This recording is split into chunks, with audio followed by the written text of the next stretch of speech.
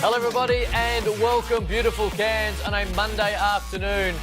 But tonight, two teams desperate for a win in the Chemist Warehouse WNBL season as we continue the Sydney Uni Flames 1-4 v the Perth Lynx. Hello, I'm Cam Luke. What a big night it has already been. The Caps and the Flyers went at it in a grand final rematch, and the Caps did what they did last year and took the chocolates. We probably won't talk too much about that, Tracy Browning, to upset you, but hello to you. Hi Cam, it looks great to be back here. Yeah, look, it was a bit of a blowout previous game, but looked to me like the Flyers started a little bit sluggishly in that first quarter and gave up a bit of a lead and never quite got it back. It's very hard to give the Caps any type of lead and head start, and it's something that both these two teams tonight, the Lynx and the Flames, did really well on Saturday afternoon. They both recorded losses, ironically, against the two teams we did see earlier, but they're two teams that play that up-tempo type of basketball. When confidence is working, they play a lot better. So the Lynx and the Flames, both searching for their second win of the season, will be aiming to start almost identically to what they did on Saturday. Yeah, absolutely. And both these teams play an aggressive, fast-paced brand of basketball. So we're expecting, I'm thinking it's going to be quite a close game tonight. And as we just spoke about earlier, it's going to be interesting to see how they contain Lauren Scherf, who's had a couple of big games the last 2 weeks. And also Lauren Mansfield has got on the score sheet the last couple of weeks as well. She's averaging 14 points a game. She had a great game on Thursday. So, yeah, it's going to be interesting to see how Perth match up. As we have a look at the starting five for the Flames, Natalie Burton, who's been in the news for something that happened on Sunday, which we'll get to over the course of the night. Lauren Scherf, as you touched on, been exceptional, as has Annalie Maley, Alison Swagmeyer-Belger and Lauren Mansfield. So the same starting five we've seen a lot for the Sydney Uni Flames. They keep it fairly routine and have been knocking on that door to get a win. Yeah, they will be. And look, we can't not mention Annalie Maley as well. She's been terrific the last few games. Like, she's leading the league in offensive rebounding, and I think she's second overall for total rebounds. She brings that aggression and physicality to the game, and I'm really looking forward to watching her again tonight. For the Lynx, Darcy Garbin's having an outstanding season to date. Chia Petoni also, when she plays, and she plays some minutes, she definitely brings something, and looking for a little bit more of that tonight. Sharp, Ebsbury and Steindl. So the same starting five for the Perth Lynx, as they have been going on it as well, and started. I know they ended up losing by 46 to the Flyers, and it sounds remarkable, but their first quarter and a half is exactly what they'll be looking for the full 40 minutes tonight. Yeah, and I wouldn't be surprised if Ryan Petrick might have sort of pulled back a little bit in that last quarter against the Flyers. Obviously, they couldn't win that game, and they probably wanted to leave a little bit in reserve for a game that they know that they can win, and they can certainly win that game tonight, this game tonight. And yes, certainly Darcy Garbin and Katie Ebsbury will be a big part of that. Now, I know they're obviously a 1-4 and we are early into the Chemist Warehouse WNBL season, but it is a shorter season and you can't allow to all of a sudden be 1-5 and continue to chase. These are two teams that would have come into the season and still should have their sights most squarely set on playing playoffs. So tonight's game is extremely important for both of these teams. Absolutely it is, and like you just said, both teams are thinking that they can get us finals berth, and this game is absolutely crucial to that. So you can expect a fast-paced physical contest, and I don't know, I'm not sure who I'm going to tip. I think I might go with the Flames. I think they're due for a win. You know, they've had a good few weeks and get some good minutes into some of their bench players, and might see what happens. Had a big opportunity to beat the Caps on Saturday, and that really went down to the last minute or so. Yep. And you talk about Lauren Scherf, you mentioned her a moment ago, 19 and 26 her last two games, so she's in exceptional form, and the very fact is they're going to have to try and guard her, and they had that trouble with Liz Cambage. I know it's a different beast, so to speak, but it's a very similar player when it comes to height, and she, you would expect, is going to be the player the Flames are going to lean on early. Yeah, totally will. And look, Lauren Scherf's had a great couple of games, but, you know, I think Sydney, they were so close to winning that game on Thursday night against the Caps, and they would have been a little disappointed with that. And I think too, you know, some of their easy shots around the basket, that's been a bit of an issue. That came into the play in the last quarter on Thursday night. So hopefully we'll see a bit higher percentage shooting from the Flames. In the pop-up arena in Cairns, the Snag Pit in Bunnings, it's time for the Flames v the Lynx.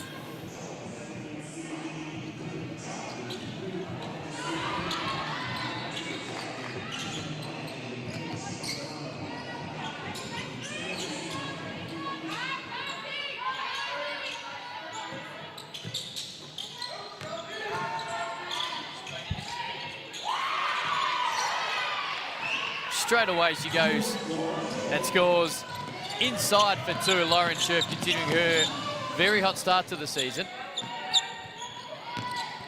Steindl looks for the handoff. He's sharp. Garvin was outstanding early. Ebsbury, little pick and roll, 15-footer. Garvin can't get it to fall. Scherf with the rebound and Mansfield will push. Great pass again. Swagmire Belger for 3, nothing but net, right in front of the Flames bench. They're up so well they should be. The first 5 points for the Flames. And that's a great start for Swagmire Belger. She was a little quiet last game, and now tonight she's been wanting to get into the action a lot more. Sharp the other end. Little 17-footer off the dribble, no good. Steindl with the rebound. Ebsbury, Garvin, 3. I think she might have got a little bit of a knock. Everyone stopped. Sharp saved it, but only to the hands of Swagmire Belger. To Maley, takes a little bump. Threw it up in desperation. Referee said, let's play it through. It'll stay with the floor. I could be wrong. See Steindl. And it won't. It'll stay and go to the Lynx. Well, we saw the Flames push that ball up the floor then through Swagmire Belger and Maley. Just couldn't quite get the finish on that layup.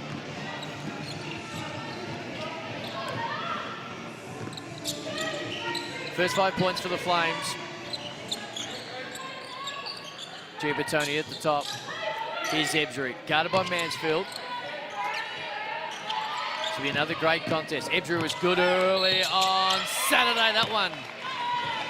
Couldn't get the roll, but in attack mode early, and she'll go the foul line for 2.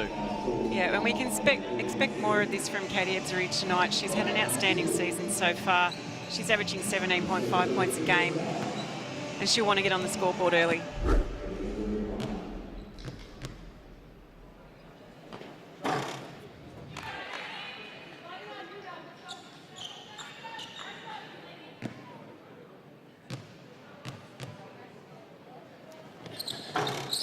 First points for the Lynx come from the foul line through Ebsbury.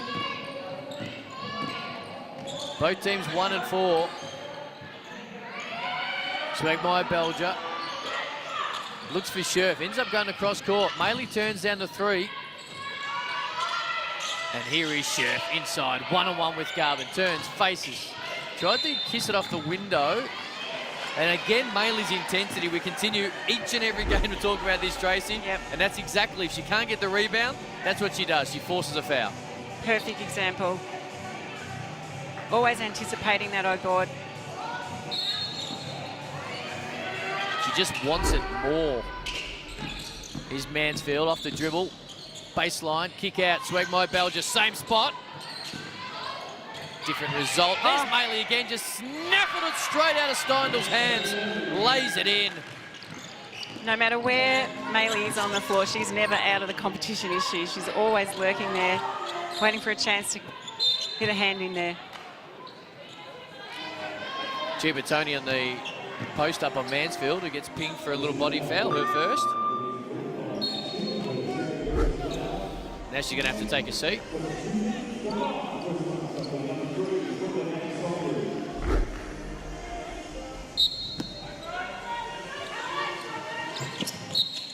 Mansfield almost gets to it. Sorry, Maley rather. Not only is she aggressive and dynamic, she's got those really long arms as well. Really hard to get that ball around. Nakasoglu is in for her first minute as Mansfield takes a seat. He's sharp, gets around Scherf pretty easy, but not around Maley. Here's Swagmire Belger on the run. Takes it straight at Giabatoni, can't finish it. Scherf again, kicks out. And the Flames with the energy early. Nakasoglu into the key. Couldn't finish it on the left. There's Maley. Sound like a broken record. Couldn't quite get that little layup to roll in. Great move, Ebsbury, but even better up to the task was Burton. And the Lynx still searching for their first field goal. More than 3 minutes gone. Opening quarter.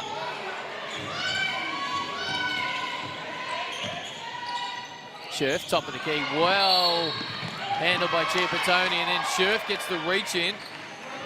And this will be interesting. It'll be an unsportsmanlike foul, which, Tracy, I'll allow you to take over because I don't like the ruling of it. Well, that is the rule.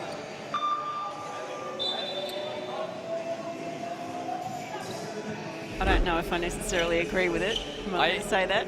I get what, I guess, FIBA around the world are trying to do, and the referees are, as you correctly pointed out, adhering to it.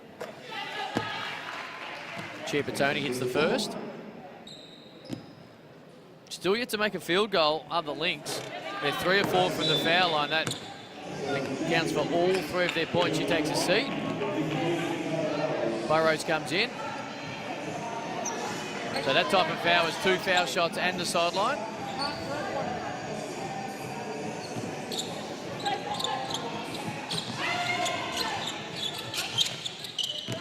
Garvin. Ebsbury wants to take on Burton, spins one way, goes the other way, runs out of places to go. In the end, is able to kick it out. Steindl misses the 18-footer. Sharp couldn't run it down. And the Flames will retain possession. There wasn't too bad a play there by Perth. They got a couple of sets of feet in the paint, kicked the ball out to the open man, just couldn't get that shot to drop. Nagasoglu inside the Scherf. She just goes straight baseline. Felt where the defender was able to spin to the baseline and lay it in with a nice reverse. She's had a nice start, as Lauren Scherf. She's up to 4. The lead is 6. Great pass inside. A little bit of contact. Garvin played through it. Couldn't nail the layup. Now it's Maley the other way. Surveying her options. Little pick and pop. Scherf for 3. That's down. And it's all working for the Sydney Uni Flames as that lead is out to 9. Scherf's playing with so much confidence out there, particularly from long range. She's nailed quite a few of those shots in the last few games. Great to see. 7 for Scherf. Ebsbury, Garvin, straight on 3. That's the response they needed. And they're going to need a lot more of that from Darcy Garvin tonight.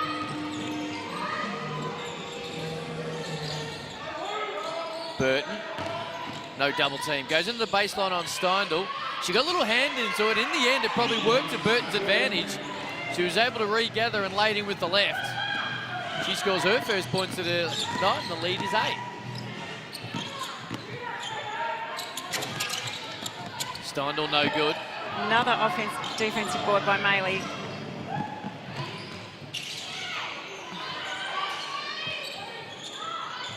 Scherf. Couldn't nail it from the foul line.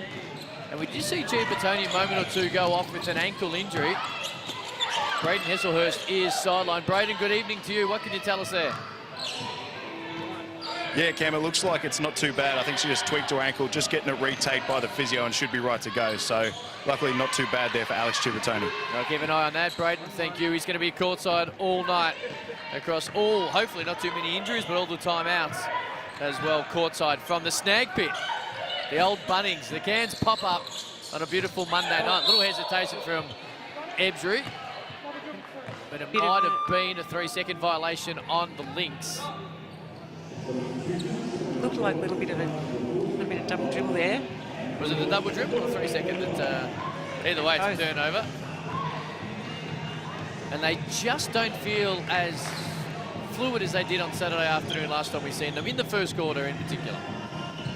Yeah, it's taken them a little while to get into their rhythm, and I think they need to come out in that aggressive defence that we've known them for in the last few games, trying to get something flowing. Bogue into the game. Burton takes a seat. There's Steindl with her 3rd rebound. Burrow's going to want to push.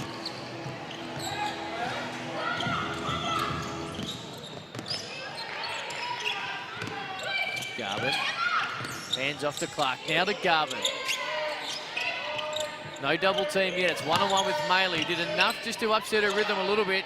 Kicks it out to Clark. 5 on the shot clock. That's a little short. Ebsbury kept it alive. Swagmeyer-Bell just said, I'll take it. And now they're going to wait. Run. Pulls up. Can't hit the 10-footer. Thought she was going to wait for the troops. In the end, she chose not to.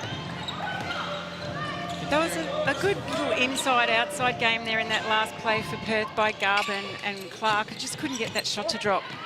Bo gets a hand on the Clark dribble. It's enough to her to kick it off the foot. Now Negasoglu loses a crossover, uses the left hand, goes all the way, kisses it off the window, and the lead is double figures, and the Perth Lynx coaching staff want to chat about it. 3:13 to go, first quarter here in Cairns, and it's been all the Sydney Uni Flames making the running. That was a beautiful little left-hand running lay-in there by Negasoglu. I think I mentioned the other night, left-hand lay-up on left-hand side of the ring. But yeah, she's played some really valuable minutes so far this season. And of course, she was coached by legendary Michelle Timms as a junior, also Tom Ma.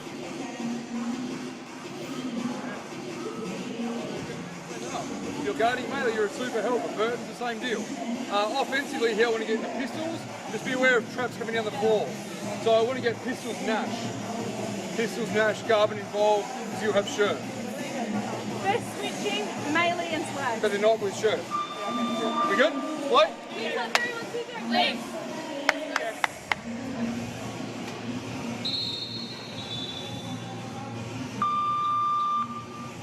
10-point lead for the Sydney Uni Flames, chasing their second win of the Chemist Warehouse WNBL season.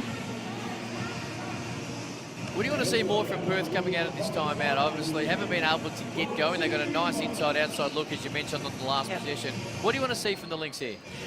Well, from what I could make out of that timeout, they want to try and take whoever's on Scherf, they want to take her away from the hoop. So perhaps running a play to Garvin as she's on her.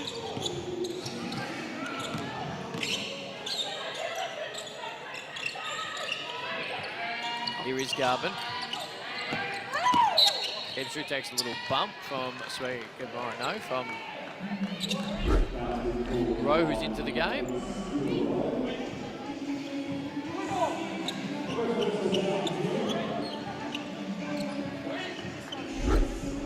Good D on the baseline there from Kira Rowe. Another ex-Flyers player from last season, getting a better opportunity at the Flames. Ebshu, great little baseline move. Couldn't finish it as they continue to struggle from the field. Now 1 from 10, 10%. I think they just got to keep being patient, keep working it around, get the ball through a few sets of hands, maybe get some feet in the paint, open it up and get a good look. Looking.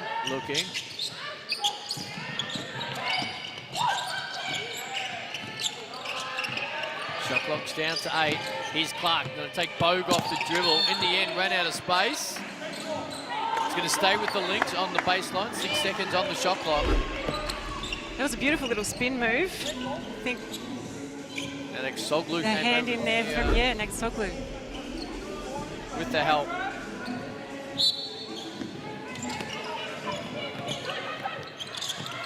Ebshu. Nice little floater. Missed what she probably should have made. Yeah, it was a beautiful little up fake for the defence. Wrong-footed, but just couldn't finish. Maley thought about it, then lets it fly. We're right behind it. No good. Now we're going to run through Ebshu. 1 on 4. Still tries to take it all the way to the bucket. Takes a little bit of contact.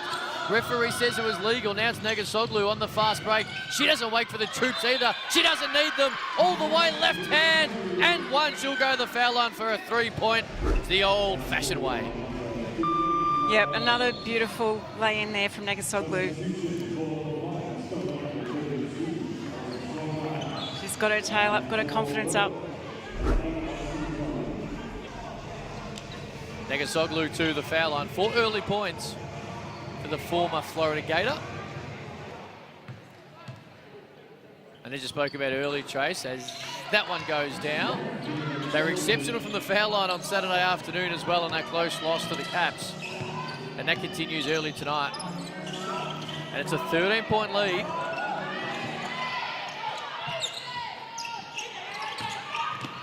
Eisenberger inside. Nice little step through. Beautiful little step through there from Eisenberger. And she's someone that we need to see contributing a bit more on the scoreboard. Negasoglu again uses the hesitation dribble. This time she couldn't finish. Garvin with 3 rebounds early. Here's Ebshu. 1 more. Great pass. Garvin's already hit 1 this quarter. That one's not her second. but kept alive by Eisenberger. And now Websbury will just go from the corner. Off the mark. Swagmeyer Belger's going to push. The Flames, as they have done so far this season, want to love that high-octane offense. Rowe. Nice move. Couldn't quite finish at his greaves. Almost fell back to her hand. Almost had a second look at it.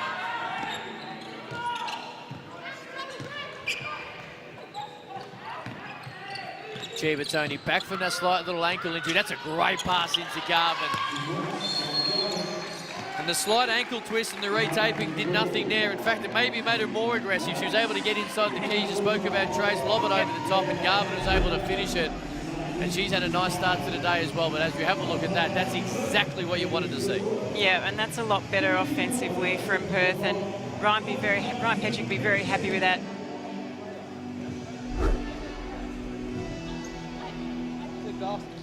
And we spoke about this team, this Perth team, being so young. They've got 3 19-year-olds, which is incredibly young. And all of them have made good contributions in the limited minutes that they've played, but they're still a really young side.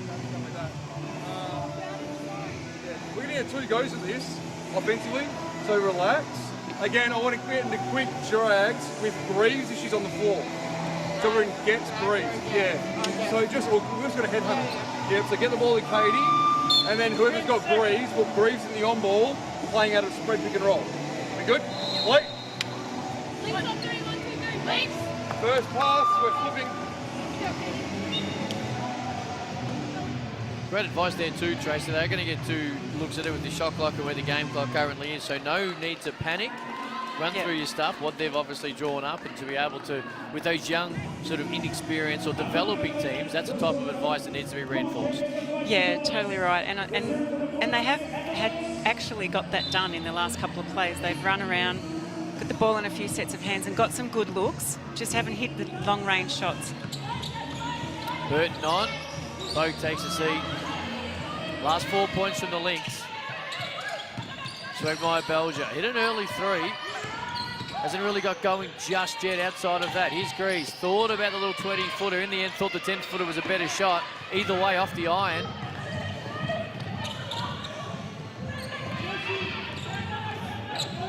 Plenty of time to get a good look here.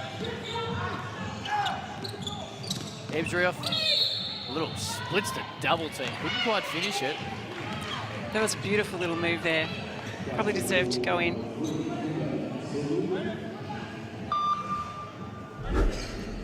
She's earned herself a couple of foul shots. Straight through Negasoglu and Burton. Rattles the first one out. They tighten these rooms, Tracy. They were very forgiving on Saturday, and tonight they're a little different. Seemed that way, didn't it? And they sound a little different. Second one, don't worry about the rim. That one's all twine. And the last 5 points for the Lynx as they try to build a little momentum going into quarter time. Back to that zone. So someone who can bust the zone in Negasoglu. Let's see if she's able to do it. Referee seen something illegal. And I think it's going to be on Greaves. Yep. So with 7 seconds, Perth have an opportunity to score and continue this 5-0 scoring run they're currently on. Ebsbury in the hands of the veteran. Gets a running start and it spins around. And to throw it up right at the buzzer in really a triple team. And couldn't make it fall, but after 1, a great start by the Sydney Uni Flames. They led by 13. It's back to 8 at quarter time. Sydney 19, Perth 11. 10 minutes in the books here at Cairns. Tracy Browning, talk us through that. Well, Sydney, obviously, after... It's Saturday. It was Saturday, wasn't it? Games every day. I can't remember what day it is. But Sydney came out on Saturday aggressive like they have done tonight. They had a good lead up early. And Perth, they've pushed Perth out of their rhythm a little bit. Perth is still, you know, trying to find their rhythm and get some good offensive looks. But yes, certainly Katrina Hibbert would be very happy with that first quarter. And again, Lauren Scherf coming out strong with 7 points. And great to see Negasoglu off the bench with 5. And as you said, Swagmeyer Belger had an early 3, and she's still sort of to get right into this game. Brayden is courtside. Brayden, what's it look like from the best seats in the house? Yeah, I was interested to see how both teams would come out after the disappointing losses on Saturday, with Sydney only losing that close loss to the Canberra Capitals and Perth Lynx having a disappointing one against Southside. And it looks like early on the Sydney Uni Flames have continued on with their intensity and effort from Saturday's game. So they've got the early lead. I saw Katrina Hibbert talk in the latest time out about their offensive execution. Thought they just dried up on the offensive end a little bit in those last couple of minutes. Couldn't get the shots they wanted. She reckons if they could get those shots, they could blow this out before the halftime break. Thank you, Brayden. Brayden Esselhurst is courtside, and they are getting some okay looks. In fact, both teams at different times. Perth probably in the last 2 or 3 minutes got some better looks, but the Flames and their ball movement earlier were able to get some looks that Brayden just spoke about. If they do knock them down, it makes the game a hell of a lot easier. Yeah, and you're right. Both teams have had some good looks. They just haven't been able to nail those long-range shots, and a couple of missed shots under the bucket as well. So hopefully the shooting percentages will be up to bit in this quarter. Lauren Scherf leading the way with 7 for the Flames. Led by 13 early. Lauren Mansfield and a couple of early fouls had to take the early seat. The experienced superstar point guard of the Flames runs his team so well. So, as you touched on, Nagasoglu had to come on a little bit early. She's had a nice start as well, with 5 points off the bench. She's straight up on Shea Petoni. Little handoff. He's sharp for 3. That is nothing but net, and there is no better way to start a quarter than that. And that run continues. The last 8 points, all for the Lynx. Perfect start to the quarter there for the Lynx. Beautiful shot. Maley, 7 rebounds in the first quarter. Now she's going to try and do it. Off a spin, here's Scherf. The go-to player, straight on 3. Bang! Oh. Not sure it's open. Definitely didn't count it, but they do count. Well, 10 points. She's feeling confident from out that range, and I don't think I heard her call off the A glass. call is what I meant, But not it counts. It does. That's what I meant. Thank you, Tracy, for making sense of my non-English. They all do count. 8 points. She's got 10 for the night to lead back to 8. Oh, great There's move. Garvin with a little dream shape. Just a beautiful move with that extra step around. Finished off beautifully.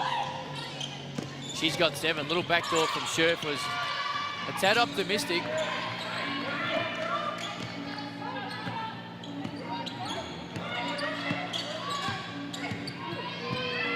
Chibatoni right at Nagasoglu. Little floaters, no good. Maley, of course, she's there. She picks up her 8th rebound of the night and rips it away from Edwards. And now it's Nagasoglu inside to Burton. A little bit of single coverage, kicks it outside. Swagmeyer Belger already has a 3. Turns down 1 here, but gets all the way to the bucket for the nice little layup. Beautiful little up fake there. Drive baseline. Finished off nicely. 5 for Swagmeyer Belger.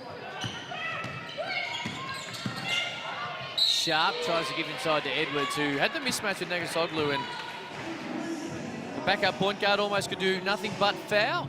Picks up her 2nd there. Looking forward to seeing a bit more of Jessie Edwards, and we spoke about her the other night, but Ryan Petrick was telling me that he was guarding her at training the other day and they were banging bodies, and she nearly knocked him out 3 times in the first minute. So she's an aggressive player and young, and we want to see more of her. Is that a way to get court time or to not get I court don't time? know. Well, he said... Aggressive is key. Knocking the coach out is not, I'm assuming, a good thing to do. No, you wouldn't think so. Sharp. Nice move. Maley up to the task. Got her on the arm. But a confident move. As we have a look at this.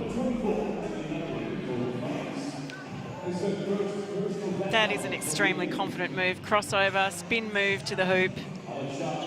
Couldn't quite get over Maley's long arms. Great move.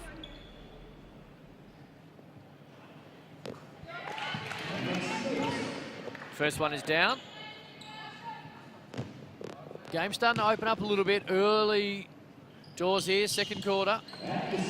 Lead is back to 6. Flames 24, Perth 18. Sharp has 5.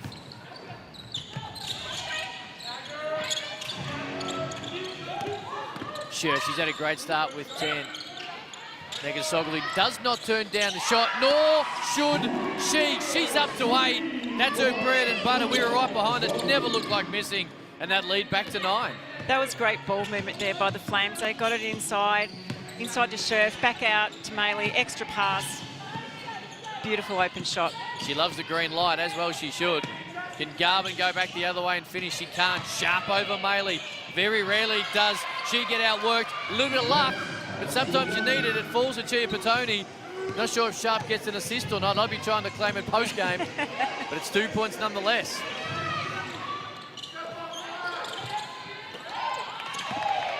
Great cut, Scherf. Knocked out after the Burton pass by the Lynx. It'll stay on the baseline.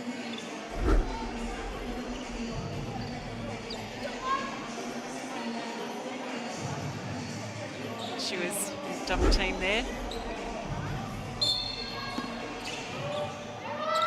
Maley to inbound. Shot clock to 9. Swagmeyer Belger goes away from the Burton screen, gets all the way, uses the non-preferred right hand, in the word of John Casey. Either way, it missed. Yeah.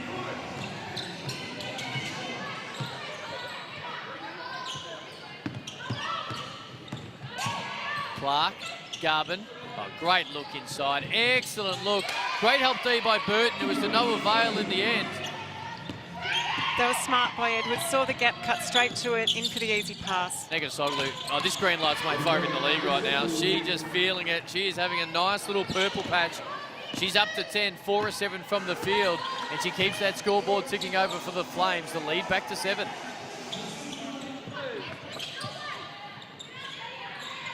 Here is Edwards. Last basket was from her. This one is not. Little jumper hard off the rim. Scherf with the rebound.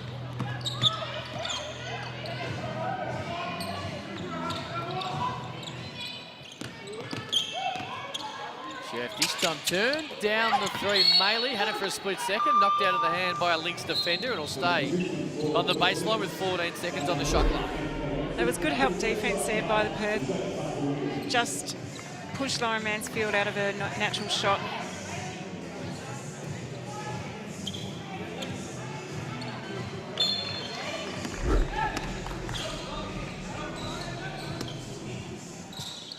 Little lob inside to Scherf. Kicks it outside. Rowe for 3. And that extra pass again leads to a wide open 3 for the Flames. And that double-digit lead has been reaffirmed. It's back out to 10. And it's great to see Curo hitting those shots. She can shoot that. Garvin inside to Edwards. She's having a nice little moment or two as well. She's got the last 4 for the Lynx. Negasoglu again the aggression. Pull up off the little crossover. This one short. Maley, surprise, surprise, keeps it alive. And in fact, didn't keep it alive for the Flames. She kept it alive for a split second, but the referee, after a slight little conference, points the Lynx way.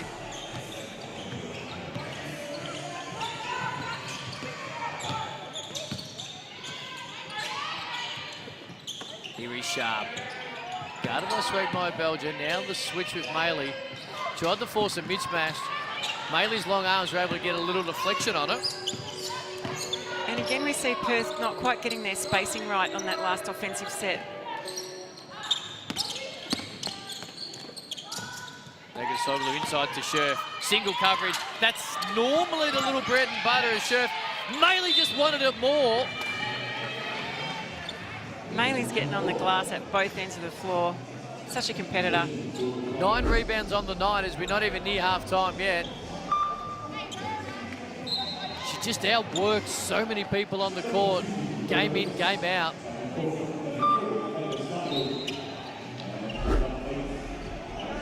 And not only has she got, the desire, she's got the absolute athleticism to go with it.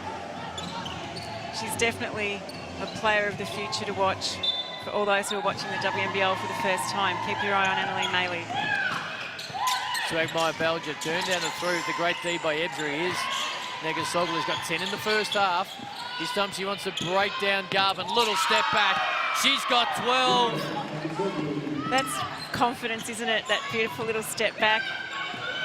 She's got the greenest of lights. Nothing but net. She's going straight through it. Ebsbury at the other end did it just as easily. A little closer with the layup. That actually looked a little too easy then, didn't it? It did.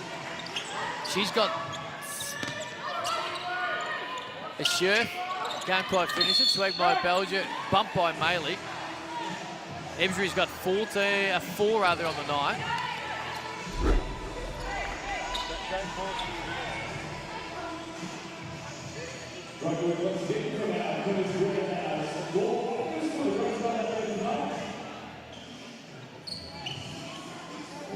Mansfield's just taking it to him at every opportunity, trying to draw fouls, get herself to the foul line, and she's got her confidence up. 34-26, Cairns Pop-Up Arena. Monday night, Chemist Warehouse WNBL. Tough pass.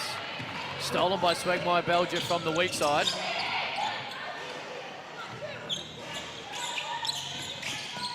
Rowe guarded by Williams. Now it's Scherf. Great kick. Maley wide open again. And that ball movement continues to cause distress for the Lynx defence. Yeah, again, we see the inside-outside game. Mansfield hit the open man. Easy 2 for Maley. Garvin, other end. That's a nice little move as well. A little pick and slide.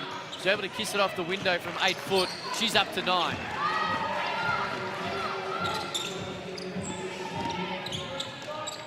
Maley, 4 points, 9 rebounds in the first half. This time she kicks the swag by Belger. And that's down. That's what we love to see from Swagmire Belger. Ebsry, Garvin for 3. Couldn't respond. Scherf with the easy defensive board. That'll be rebound number 5 for the night.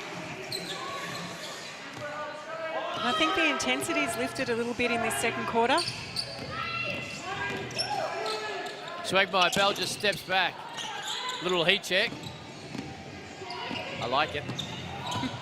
11-point lead for the Flames. Here's Chiapatoni right at Maley. Gets around there on the spin. Did all the hard work and missed what she should have made. And Maley snaffles her 10th board. Swagmire Belger's going to lob it in the Scherf. Great position. Gets slapped at. Misses it again. She just leaves a little couple at the rim every now and then, Tracy. And it's the one thing from having her totally dominate this ball game. Yeah, just a couple of those really easy shots she should have made. Ebsry right at Swagmire Belger. Great body control. And was able to get it to work. She's up to 6. The lead is back to 9. And we've got a timeout on the snag pit. 39-30. It's the Sydney Uni Flames.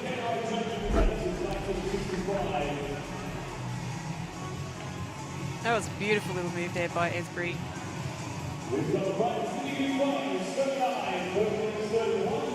And I think Ebsry needs to keep taking it at him. She's one of their 17.5 points a game.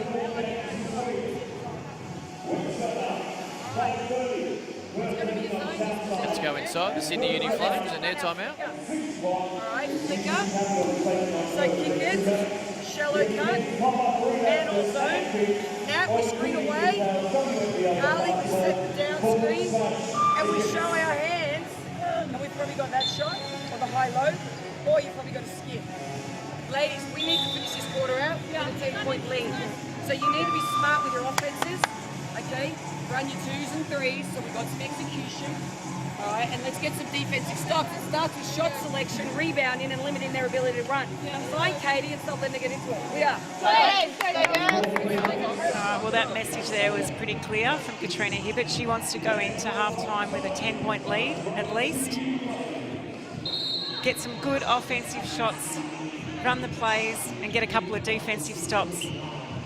And that's something too. They've done all this hard work. They've been the aggressor and the team on top for most of the, well, in fact, definitely the first 18 minutes. So you don't want to, as we get down to a little bit of red time, give away a couple of easy baskets. And a lot of that hard work is ruined by only leading by 3 or 4. So big 2 minutes here for both sides. On the contrary, you want to see the Lynx will want to try and work their way into it. Exactly what they don't want. Another turnover for the Flames. Here's Ebsry, right at Burton, kicks it outside, wide open was Garvin for 3, and that's exactly what Katrina Hibbert did not want. Smart play by Ebsry there. Drove into the key, found the open man, nailed it. Darcy Garvin nailed it. Garvin's got 12 in the first half. Swagmire Belger, shot clock at 8. Here's Bogue, straight on. That's the answer She has her first points of the night. Yeah, Carly Bogue has actually played some really important minutes for the Flames this season. She's come in and made some great buckets, taken some huge boards. Megan Soglu runs down the rebound.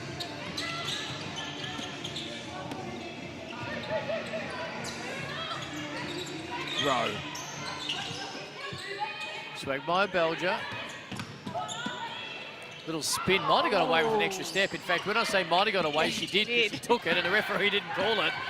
But the Lynx have an opportunity. 5-second differential doesn't add it at all to Ebsbury, who's able to be very creative. She's able to lay it in. That lead is now back to 7. And there'll be about a 3-second differential here. No, they will not be. Mind you, what you see on your screen is different to what the game clock at the stadium is, so my apologies for the confusion there. 7.5 seconds, I believe. Yes, correct. 7-point lead for the Flames. Last shot and a half should belong to them. Negasoglu looking now is Swagmeyer Belger. Chair Petoni gives it a little hand check. We've got some fouls to give, and the clock's confusing me, Tracy, I'll be honest. I felt that was longer than 2.5 seconds. Yeah, we've still got 5 to go. It's probably a little soft there, that foul on Chippertoni. As we see her take a seat.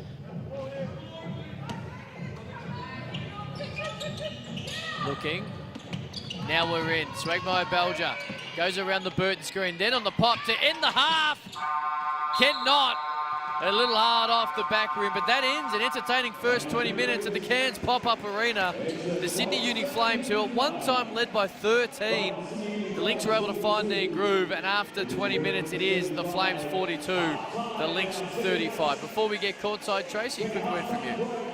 Yeah, look, Sydney, Katrina Hibbert would be really happy with this half. They've continued on from a couple of days ago, and it's fantastic to see Negasoglu come off the bench with 12 points.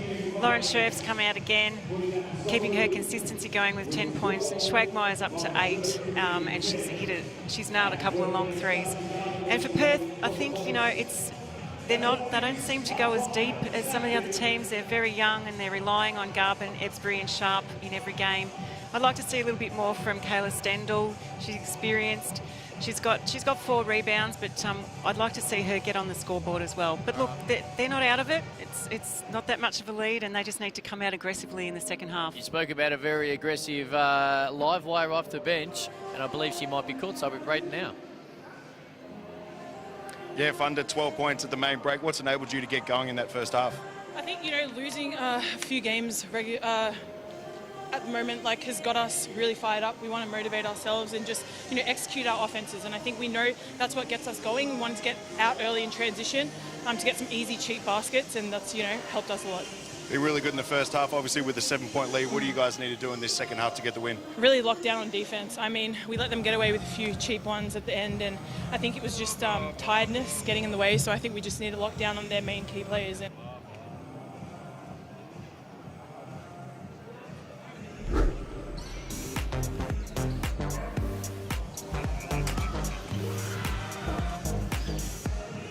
And here's a little bit of that live wire. Comes straight off the bench. Lauren Mansfield, a couple of early fouls, took a seat.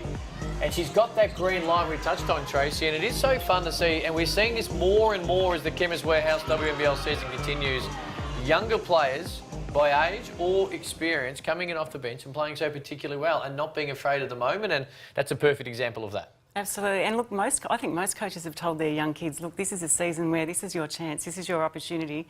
If you're open out there, you take that shot and don't be afraid to drive at them. You know, it's just fantastic to see. And yeah, Negasoglu there's playing beautifully. Big thing with the Sydney Uni Flames, and she's a big part of that also, but Lauren Mansfield obviously to the bench, you know, just 2 minutes into this game. We know how important, we've spoken about it, we've watched it. She is the leader of this team, both from an on-court and an off-court perspective when it comes to veteran leadership. But her ability to be able to cover Lauren Mansfield's absence for a majority of that half was a big reason why we talk about those open looks. We talk about the structure and the fact that they were staying in what they want to do.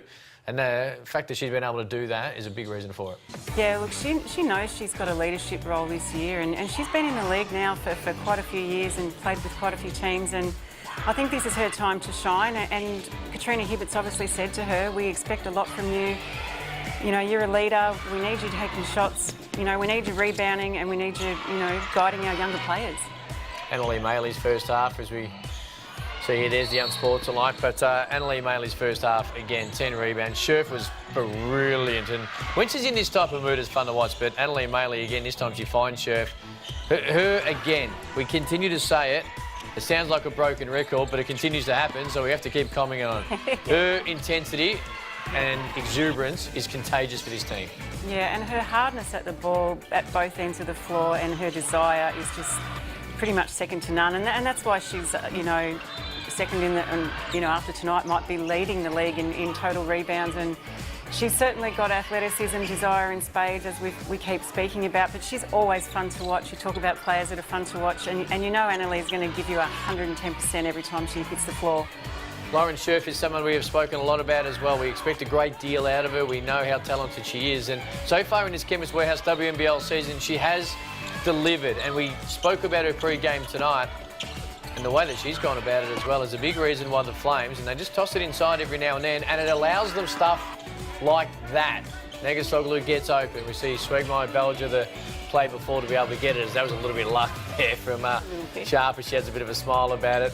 Edwards came on and provided a bit of spark as well. But when Scherf is able to do what she's been doing inside, it opens everything else and makes life, perfect example for Kira Rowe there, so much easier. Yeah, and it's vital to be able to bring other people into the game, and obviously because Scherf's been so dominant in the last few weeks, people are going to be collapsing in on her, so she has to be able to hit the open man, which she's doing beautifully.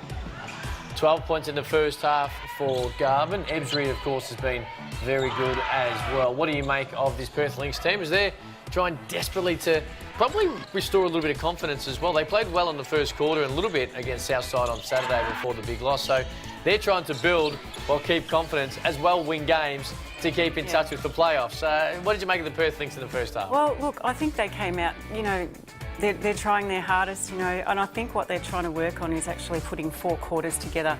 As you said, they came out against the Flyers the other night and took the lead early, and they looked like a championship team in the first few minutes. So they know they've got a lot of work to do. They're young, as we've said before. You know, their 3 leaders are very experienced, but yeah, we probably need to see a little bit more contribution from their bench players. We're seeing a fair bit as well from the three-point line. As you have a look at this as well, 64%, 30%. The ability to be able to make that open pass, and also Lauren Scherf inside, as we touched on a moment ago, it has led to a much higher clip for the Sydney Uni Flames, which of course, when you're able to catch and shoot without any hand in your face, life's easier and they're dropping down, and that's how the game started. Swegmeyer Belger just right in front of that bench, and then down almost at the exact same side of the court.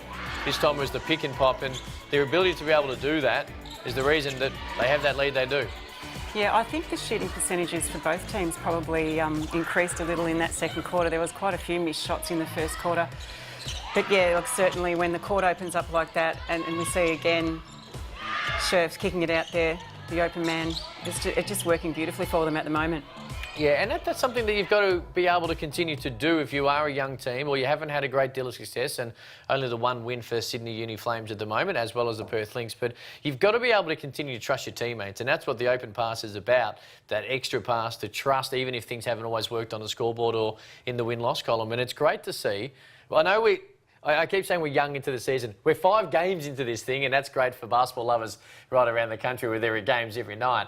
But their ability, and I think this is a perfect example of this, there hasn't been much confidence lost, and that's exactly what coaches want to see from these younger, I guess, teams that we're seeing. Yeah, well, I don't actually think there's time to lose your confidence in. You know, there's such a short break between games and turn around, and you know, they might have had a bad loss last week, but they're back out there tonight, and you know, the coaches are saying play with confidence. Take it at them, and you know that's what we're seeing tonight. Now, what did you make of the weekend's action as well? If you are just joining us, it was earlier the Caps fairly comfortably over the Flyers, 7-point lead at halftime in this game. The Flames over the Lynx. What did you make of yesterday's game? The Fire and the Boomers. It was a wonderful win for Townsville. They had a big weekend, of course. They were a little sluggish early, but got the win over the Spirit on Saturday. And yesterday, I thought they were outstanding in beating the Boomers. You and I spent Saturday night together, so first time we've spoken since yesterday. What did you make of that big win for Townsville? Oh, look, Townsville would be absolutely rapt with that win, and so they should be. And I thought Lauren Nicholson was outstanding. Shyla Hill, good again. But they're playing a great brand of basketball. They're playing aggressively and they're running the ball up the floor at every opportunity, which is what every basketball fan wants to see. So, look, they thoroughly deserve that win. Boomers have got a little bit of work to do, but, you know, there's still a lot of basketball to be played yet. So, you know, it'll be interesting to see how they can come back from that. Lauren Nicholson was brilliant for 4 quarters, and Shyla Hill, we know how talented she is, and her ability to be able to stand up and handle the moment does remind me of someone else with a similar nickname, a surname. But the fact is that, yeah, you're right, when the game is there to be won, and she, great, again, we speak about confidence. The very fact is that, you know, she may have had the best 40-minute game that she's had this particular season, but it doesn't hold her confidence and her ability to believe in herself late in games, and that's exactly what she did yesterday. We've spoken so much about the interrupted pre-season, the quarantine, 2020 and the way that it's gone. Are the Melbourne Boomers, is it fair to say, are they the ones that might be just taking a little longer to adjust than some of the other teams? Because that just feels a little bit like that when you watch them play. Yeah, possibly, but then they came out and had that fantastic game against the Flyers. So I think it's a little bit up and down for most teams, and you know, preparation was limited for everybody. Some teams quarantined, some teams didn't. So, and I know that not a lot of practice matches were able to be held, and I know Adelaide didn't get a chance to play anybody, and the 3 Victorian teams quarantined together, so they got a few practice matches in, so it's been a little bit sort of up and down for everybody. So I don't know whether that's the Boomers necessarily that have taken the longest to adjust. I think most teams have taken a while to adjust, but certainly right now you'd have to say that Townsville and the Caps, those two are the informed teams. We're going to give a big shout out. You mentioned there Adelaide too. We're going to give a big shout out to Adelaide Lightning girls who are out of quarantine today. We've spoken a lot about what the last week has been, not just obviously on the Chemist Warehouse WNBL fixture and what it meant for the forward of the season, but they've been sitting in a hotel room. We've been able to do a couple of little things on a balcony every now and then, but the very fact that they are out, I'm sure they're on top of the world today and itching to get back on the court after they got a little bit of fresh air and back into some type of normality today. So the girls who no doubt are watching, preparing for tomorrow night, good on you. Yeah, look, they would be chomping at the bit to they would be. Play, and you know, everybody feels for them. It was an awful situation for them to be in, but hopefully they've made the best of it. And they would have regrouped, they would have got around each other, and perhaps it may have bonded them and made them even closer, if that's possible in this hub-type situation. And that is a really good situation, a point you make, because there has been a little bit of that whole, hey, we've come together, we've bonded and being on the road, and it's such a weird situation of all the girls find themselves in. But they've had this added little week of sitting down, watching everyone else play, be able to be out and do a little bit of sightseeing or some type of touristy thing. So there might be that steely resolve from a team that started the season so well. So it'll be interesting, and we're looking forward, almost, not quite, but almost as much as the girls are looking to get back on the court. Oh, totally. Look, and look, we're all happy for them that they're about to play their first game in a week, and look, let's hope that they can then come out and look. We know that they've got 5 games in 7 days in the last week of their fixture, so they're in for a tough time. So you know, we wish them all the best. No doubt. All right, 7-point lead at half-time for the Sydney Uni Flames. What can the Perth Lynx do in the second half? Let's find out.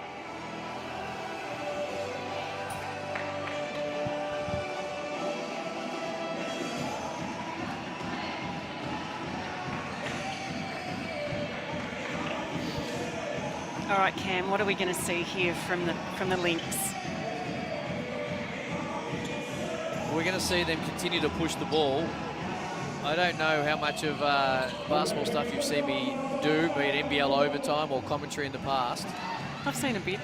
Occasionally I say some things that raise some eyebrows. I think we're going to be working overtime tonight, Tracy. Well, that would be great. It would be great. Hopefully we are. I think from the Perth Lynx point of view, how they finished that second day, obviously started fairly stagnant, couldn't get their groove on early, and were only one of their first 10. But their ability to be able to back themselves in and play that free-flowing basketball and get some good looks in the second quarter gives me confidence that this game is set for a big one. And they're right on cue. is Darcy Garvin that extra pass. Beautifully executed offensive there. That one extra pass that we keep talking about, finding the open man. Beautiful shot by Garvin. That lead is back to 4. Garvin's got 13. Mansfield re-enters the fray. Burton tried to give it to Scherf. It was Steindl, who I think might have got the fingernail to it first. Garvin will be credited with the steal. Either way, the Lynx get an opportunity to, again, peg into this lead. Chia Batoni, entry, guarded by Swag. Maya Belger gets around her, although she was able to reach around and pick the pocket, and now it's Maley one-on-one with Garvin. She said, I'll wait for the rest of my crew. Sure, pull up off the dribble, no good. Steindl with the rebound. That'll be her 5th. I don't mind that little pull up there from Scherf. She was wide open. She needed to take it. Ebdry crosses over Mansfield and kicks out to Steindl. Maley, who had a brilliant first half. That continues. She's now got 11 rebounds.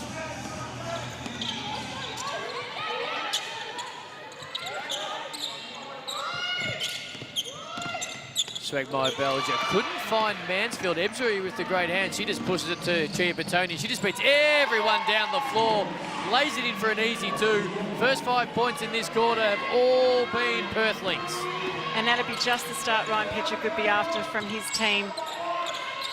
Aggressive D, pushing the ball up the floor.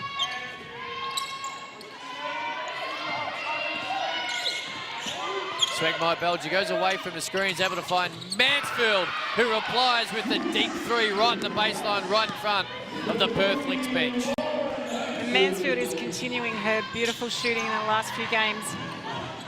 Great to see. Garvin, too easy to be fair, and in the end, it was maybe too easy. If she missed one, she definitely would have made, traditionally. She was too open, I think. Swagmire Belger, there's the pick and pop. Scherf turned down the 3, crosses over Garvin, a little floater. It's no good. Scherf is feeling so confident out there, that little crossover move. Ebdry pulls up, shows her how it's done at the other end. He's able to knock it down over Mansfield. Leads back to 3. Esbury into double figures.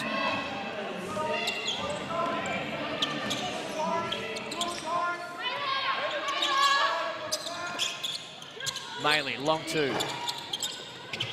Iron. Burton with the rebound. Mansfield will reset it. Step back. Again, another offensive ball. This time it's Scherf. Swagmire Belger, another 3. That one's short. Did they keep it alive? No. Steindl stops the rot. They got some good open looks there and a couple of second effort shots, but just couldn't quite get it to drop.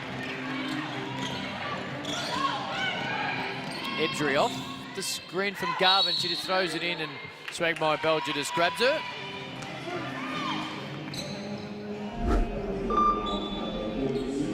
Great pass by an outstanding basketballer. Heads-up play. Just had hands. Just holding there from Swagmire Belger. Recognise the mismatch. There's a talented guard.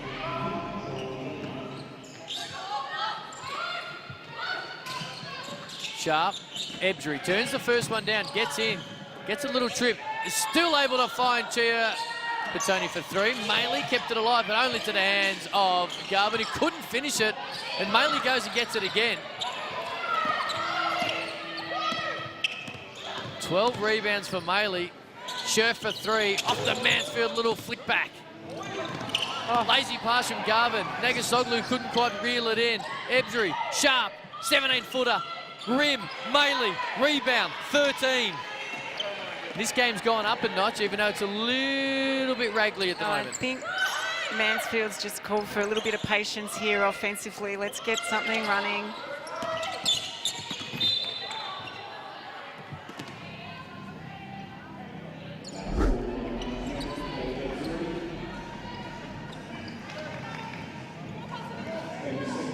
Might have been a combination of her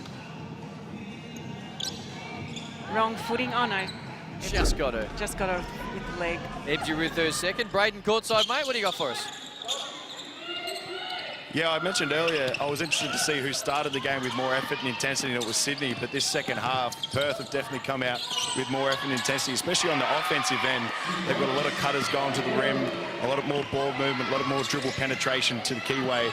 And Sydney, on the other hand, a lot of contested threes, a lot of stagnant offense, not much movement. So Perth looking good to start this third quarter. Great, and normally a good indication is the bench energy. What can you see from the players not on the court? Yeah, well, as you mentioned, in the first half, it was all Sydney. The bench didn't sit down, I don't think, for the first half, and now it's Perth responding that way. So, yeah, the body language, Perth can definitely sense a bit of a comeback here, and if they can knock down a couple of these open looks, they can really get on top of Sydney. Thank you, Brayden. Garvin couldn't quite make that fit, would have tied it up. Maley now with 14 rebounds. We're halfway through the third. Bogue for 3. That's no good. Maley kept it alive for a split second. Chiapatoni's off to the races, looks left, dribbles right, pulls up. Little 5-footer, she's got 8. That lead is back to 1. And this is a timeout called by the Flames because, as Brayden just touched on, Tracy, the momentum, the energy, and now the points are all coming from the Perth Lynx. The momentum has definitely swung in Perth Lynx's favour. You can see that they're pushing the ball up the floor, but they're also playing aggressive defence down the other end, and that's how your offence flows. So Ryan Petrie would be so happy with that. Tracy, how do you stop momentum? Well, I guess you've got to just play, you've got to crowd in and play some good defence, good team defence. Yeah, basically defence. But it's hard to stop if players have got to run on, and I think Darcy Garvin and Katie Ebzery are starting to take a little bit of control of the game now, so they're going to have to contain those two if they want to stem this back. We're in 2-3 zone, 1 possession only. Offensively, I want to stay in Pistols ear tug with Mansfield. Yeah. We good? Yeah. Play it. Lynx on 3, 1, 2, 3. Lynx. Let's go, girls. Keep it up. Pistols ear tug. Remember that play? Let's see what it is. Ryan was telling me the other day that there's 4 or 5 teams that run plays out of the Opals playbook, and he chose not to go down that path this season and wanted to do something different. Now, we heard from Perth's timeout. Brayden was in the Sydney Uni Flames timeout. Brayden, what was said at the other end? Pretty blunt message from Coach Hibbert. It was all about offensive execution. She said, run something with purpose, stop settling. As I mentioned earlier, their offense went very stagnant to start this third quarter, so pretty blunt message there from Katrina Hibbert. Brayden Hazelhurst, courtside, thank you. Sydney led by 13 in the first quarter. It's back to a 1-point game. Mansfield for 3. Already got 1 this period, make that 2. A little bit of breathing space, and that's exactly what you want coming out of a timeout. Ebzery, deep, good look. Edwards gave up one she probably could have taken. In the end, gets deep enough. Kicks out Chiapatoni's having a great period. That couldn't continue. Bogue with the rebound. Yeah, Chiapatoni's had a great last few minutes. Just a pity that one didn't drop. Negasoglu had a great first half. Got caught in 2 minds there. And Chiapatoni again, just aggressive. And we said pre-game that when she plays well and the energy is there, they look like a little bit of a different team. She's up to 10. She's got 6 in the quarter, and the lead is back to 1. Mansfield, Negasoglu, green light, net. She's having a fantastic game, Negasoglu. She's up to 12 points. Oh, 15 points, sorry. She's up to 15 points. 15 points, 5-point lead for the Flames.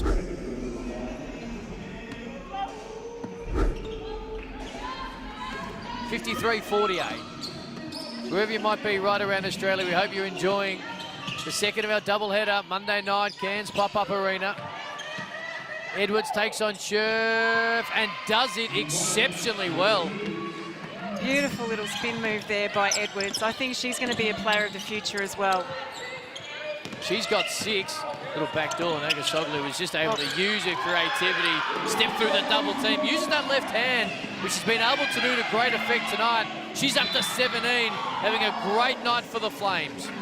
Yeah, her speed and quickness off that first step wrong foots the defence every time.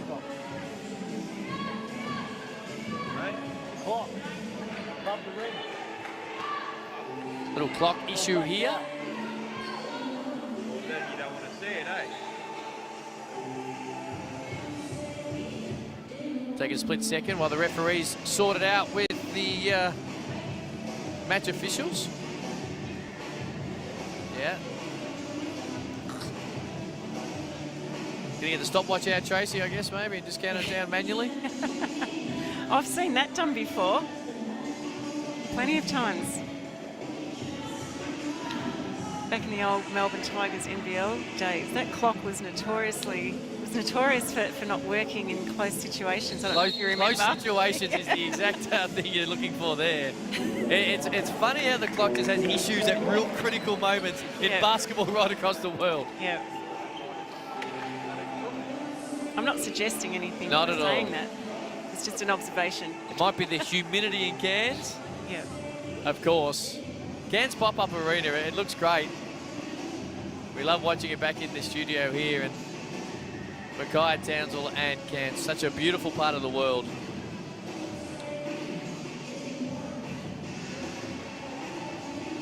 A little extra time out here for both teams.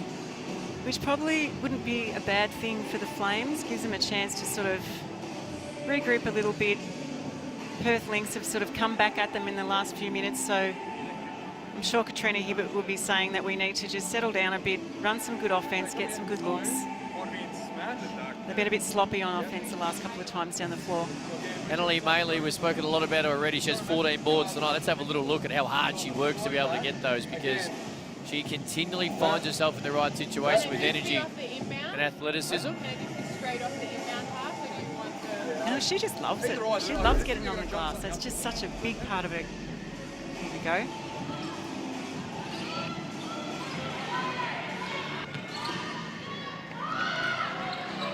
Her ability to anticipate where the ball's going to be is terrific. Like, from wherever she is on the court, she's always in a great rebounding position.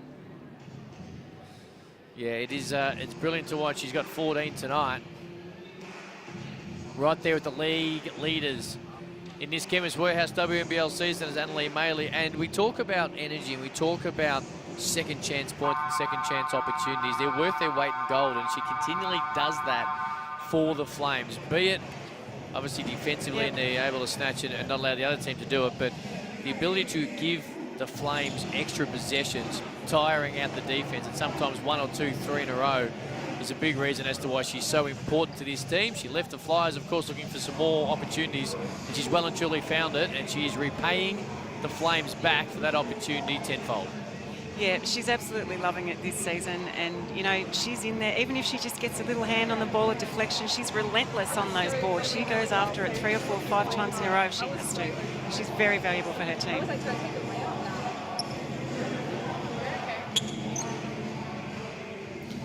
The camera person really just taking some rest, just trying to get in a little time out with the girls, having a quick chat. It'd have to be a little frustrating for Perth too. Like, they were, as we talked about momentum, they were on a real roll there that last few minutes, and now that's sort of been interrupted a little bit here. Brayden Hesselhurst to his courtside. Brayden, can you hear us?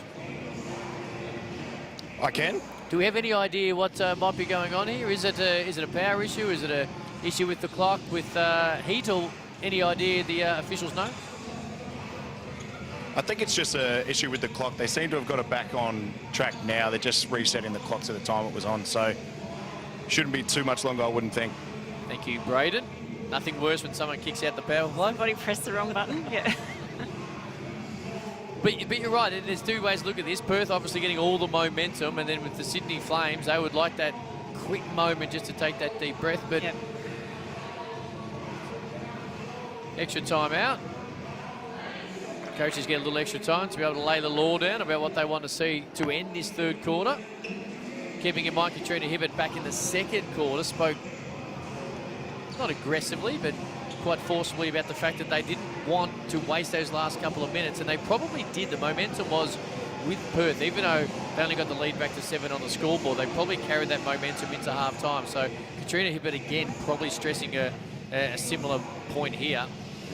Yeah, and Katrina Hibbert is an intense coach, and she was obviously a fantastic player for Australia, an ex-Opal, and she brings all that experience. This is her second year in the WNBL, and she probably would have been a little disappointed at their finish. I think they finished 6th last season, so she's wanting to do a little bit better, go one better, maybe 2, 3 places better, which they do have a chance of doing. And, you know, their last few games they've lost, you know, they had chances of winning, and they could have beaten Townsville, they could have beaten the Caps. So, you know, she's always looking to win.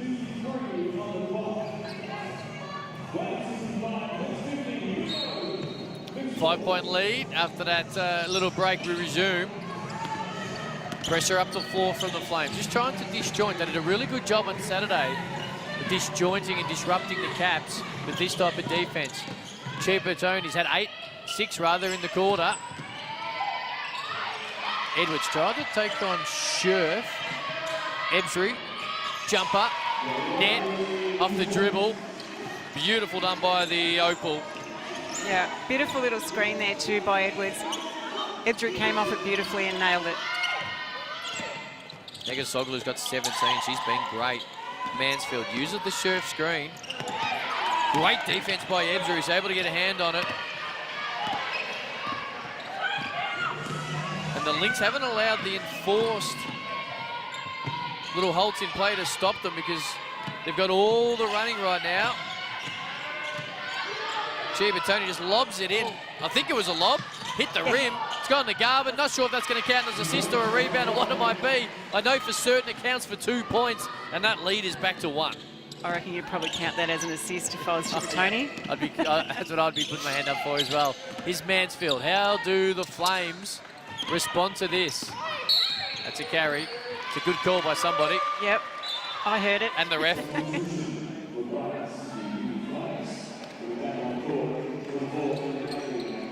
55-54, Perth with a chance now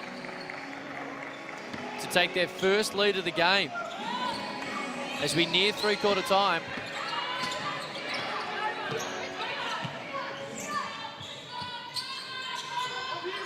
Tony head. Oh. Negasoglu on the seal. They couldn't get it to her. Clark pulls up. That one's a little bit short. Garvin with the rebound. They'll get a new 14. Clark and Maley. Step back, 3. It was tough. Never really looked like it. Great D by Maley on the closeout. There's great boxing out there too by the Flames. Scherf with 8 rebounds to go with her 10 points. Here's Mansfield. A nice little stutter step with the right hand. In the end, it was no good. Maley again on cue. But the size 9 Nike was on the baseline. Just threw herself through the pack of players there in desperation. It'd be good if you could bottle that kind of desire, wouldn't it? Well, every coach in the world would be trying to find it. Yep. Here's another chance for Lynx to take the lead. Steindl straight on 3. Can't hit it. Maley with rebound number 15. 9-second difference between the shot and game clock. So Lynx should get another opportunity. Firstly, it will be Negasoglu to direct the Flames through their possession. Swagmai Belger inside the Scherf. Single coverage. Kicks it outside. Negasoglu. Green light for 3 on the step back. That is so impressive by Negasoglu. And the confidence she has, firstly the coaching staff led by Katrina Hibbert in her, and the confidence she has in herself to continue to take those shots is the big reason the Flames are in front. Still, she has 20 points on the night. And this is a breakout game for Negasoglu. She's feeling it, she's confident. The coach has got confidence in her, she's out there, she's playing. Ebsry all the way to the bucket. Great move, great layup. Full course able to lay it in. It ends the 3rd quarter, and that a little bit again takes some of the momentum towards the Perth Lynx, either which way. Are we not? Hang on a second. Is there a foul on that? No, we might have a tech foul, do we, on Ebsry? Is that the second tech foul of the day? Is it a tech foul? It's a Darcy Yep. Garvin. Darcy Garvin, yep. Swagmeyer Belgium misses. Darcy Garvin says, ball don't lie. Still a 2-point lead to the Flames. We go all the way back to the other end, and now they've got to try and make something work in 1.1. Looking, Negasoglu. Great defense there by Sharp, and that ends a third quarter that again the Perth Lynx have been able to chip into the Sydney Uni Flames lead. It was 7 at halftime. It's now 2, 58-56. 10 minutes to go. Tracy Browning, talk us through it. Well, that was a much better quarter there, by both teams. It was really entertaining. Both teams found the avenue to score, and we saw Darcy Garvin and Katie Ebzery there for Perth, and Chibatoni too. She's got 10 points, but she chipped in a couple of really crucial buckets there in that third quarter. So Perth have got a little bit of momentum happening again after that sort of enforced break when the clock stopped, but yeah, I reckon we're in for a ripper last quarter. Still not 100% certain The tick foul, we know it was on Darcy Garvin. Either way, it didn't really make any difference. Let's get into the Perth huddle. The super helpers, they both got dragged. Same deal. If Thunder can't miss, then let's go poster up. Make them make a choice. So again, strong four. So Chipper, I want to be in strong still. And again, out of corners, whether it staggers away, that's fine. Into the post and then lift it. And play 4 out, 1 in that way. Same deal out of reverse. Keep the midget inside, 4 out, 1 in. There's Sheriffs on the outside, small player inside. So more strong fours. Just into the post, 4 out, 1 in, play with the advantage. Stagger away. Yes, the stagger away, or even in a reverse, doesn't matter which way you've got to get it. But wherever the small player is, yeah, then it's going to be a full reverse. Yeah. Get it that way. Yeah. We good? Yeah. Here we go. Cool. Here we go. Links on 3, 1, 2, 3. Links. All right, so that was pretty clear instruction there. 4 out, 1 in. Whichever side of the floor you're on. Based a little bit too on the mismatch or where Lauren Scherf or who Lauren Scherf is defending. So spoke about it earlier. They are really keen to continue to have Lauren Scherf away from the basket. To one, to try and exploit, I guess, if they believe that they can beat her off the dribble, and two, also stop that situation of defensive boards and the easy help D from the bigger player.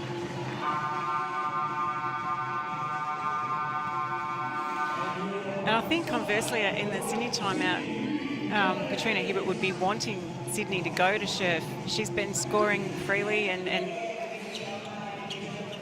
we'd want to see her get a little bit more involved. She's only at 10 points, but there's still a quarter to go.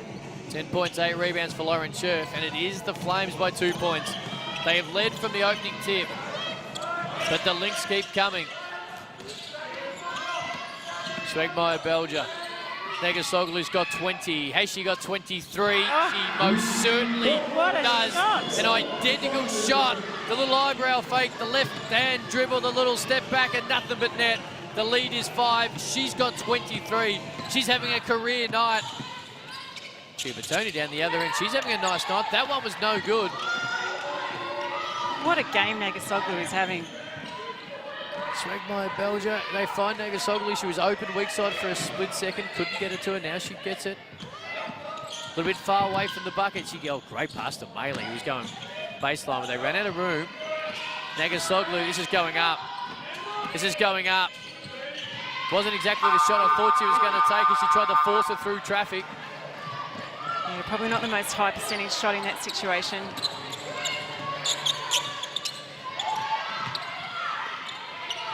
Steindl got the mismatch on Negasoglu, and she just goes straight over it, can't finish it.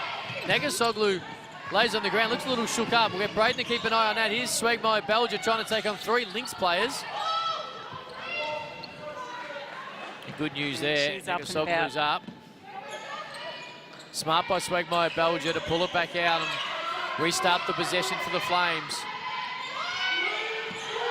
Swagmeyer Belger, 5 on the shot clock, 4. She started the possession and she ends it with a little jumper from about 15 foot.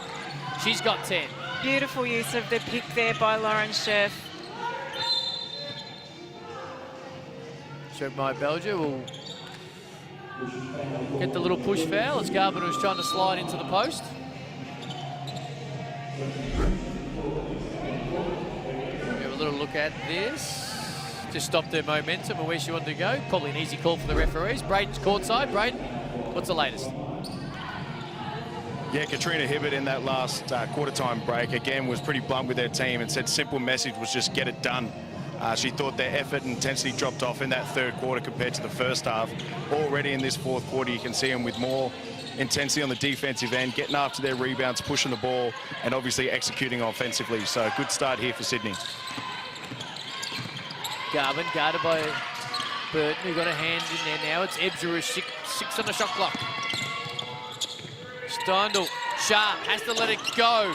Looked good, we were right behind it. Garvin just wanted it more over Burton. Draws 3 defenders. Steindl this time. No good. Maley with rebound number 16. And as Brayden just told us, Katrina Hibbert was just said, and she probably said a little bit more aggressively than Brayden relayed it, to be fair. Just go and do it, and so far the Flames have. Maley in the rebounding contest once again. Draws a foul.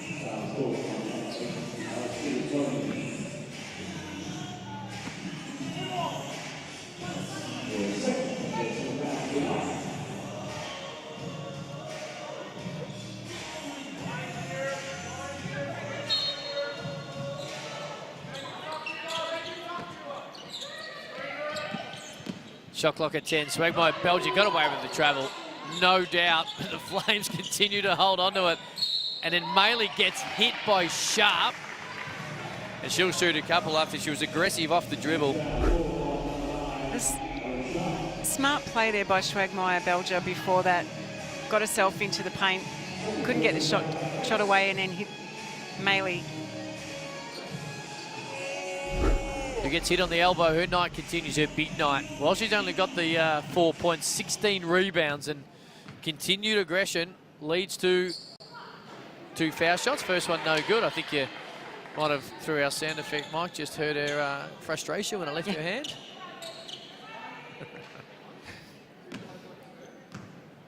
I didn't hear a thing. Second one's a hell of a lot better. Another net. Lead is 8. She's got 5 to go with 16 rebounds on what again is a typical Annalee Maley night.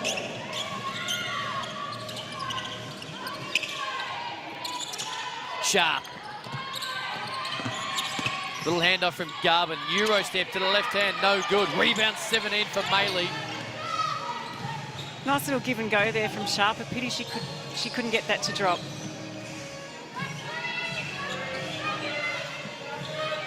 Negasoglu comes off 4 screens, couldn't get open.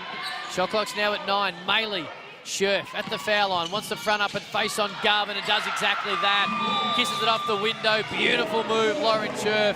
She's up to 12. That lead is back to 10, 6:40 to go. And exactly what Katrina Hibbert wanted a 3-quarter time by saying, just go out and do it. So far the Flames have done. Another fantastic move there by Lauren Scherf.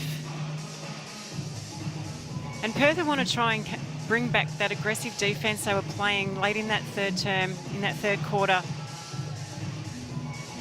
Last 8 points for the Flames.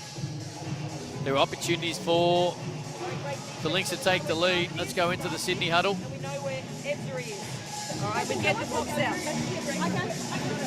Okay, you got Ebser. All right. Next play. Let's keep working our 5 series stuff. All right, so let's execute it though. Don't be passive. Big, you're holding the ball. When you go and you dribble handoffs, roll hard, throw back, throw in, or reverse the ball. We look at when the ball goes through hands. 3-side actions. Back cuts, and play out of 2. All right, next play down, let's go 5 strong. We are. All right, so that message there was pretty clear. Run the ball around, get some good open looks. Swing it, reverse it if we don't get the shot the first time. They've done a great job tonight of being able to use that extra pass, get the open look as well. They've done it from the opening tip. And Katrina Hibbert continuing to reinforce. That's what they need to do to win this game and win their second game of season 2020. Here's Ebser off the double screen, gets inside to the key, kicks it outside. Sharp 4-3, caught it, was ready to let it go. She was in the right position, and a beautiful pass by Ebzery finding her open. That lead back to 7, just over 6 minutes to go, fourth quarter. Ebzery with 5 assists.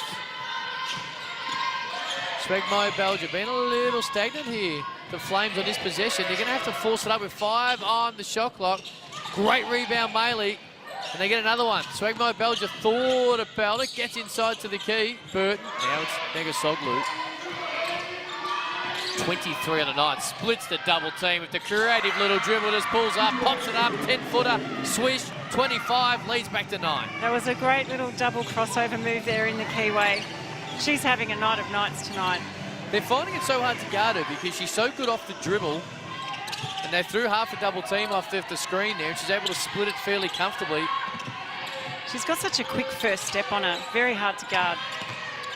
Steinel's gets to work with 2 on the shot clock.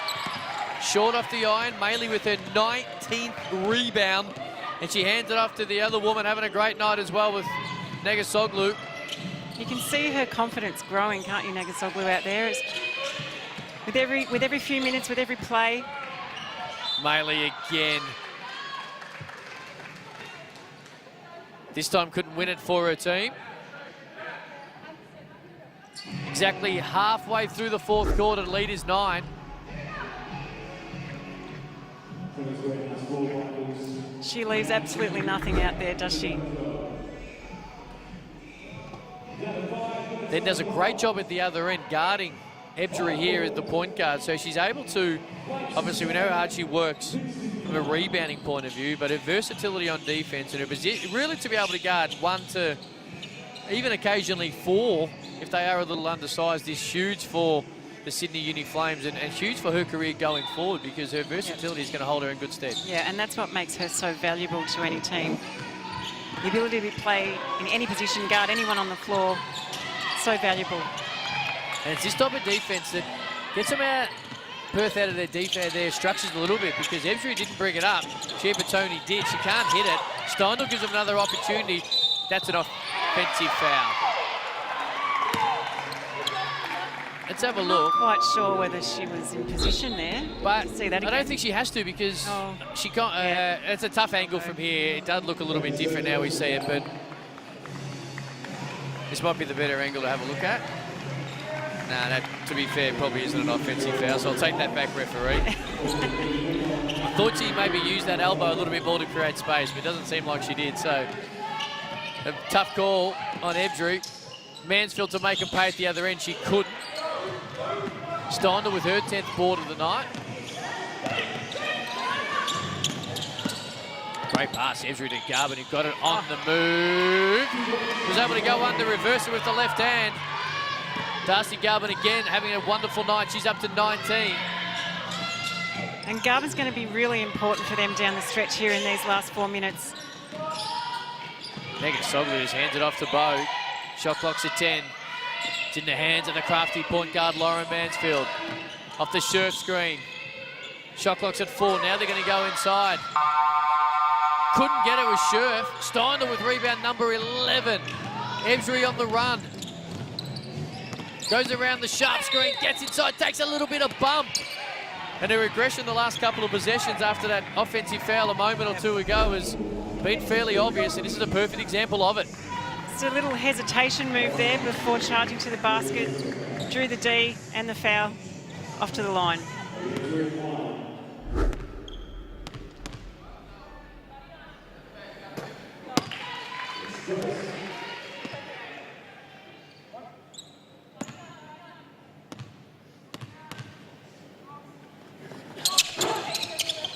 First one off. First one on, second one off. Scherf with the rebound. Her 9th.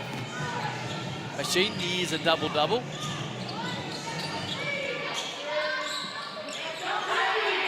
Mansfield come off the staggered screen, turn down the 3, finds Bogue on the little roll. It's a nice pass. Lauren Mansfield's able to find Bogue. And then we talk about again Carly Bogue coming in, making an impact straight away, hitting the open shot. That's what she's done so well. Ebzery gets all the way to the bucket. Scherf with the help.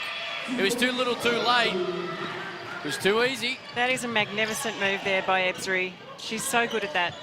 She's got 19. Mansfield couldn't find Bode this time almost.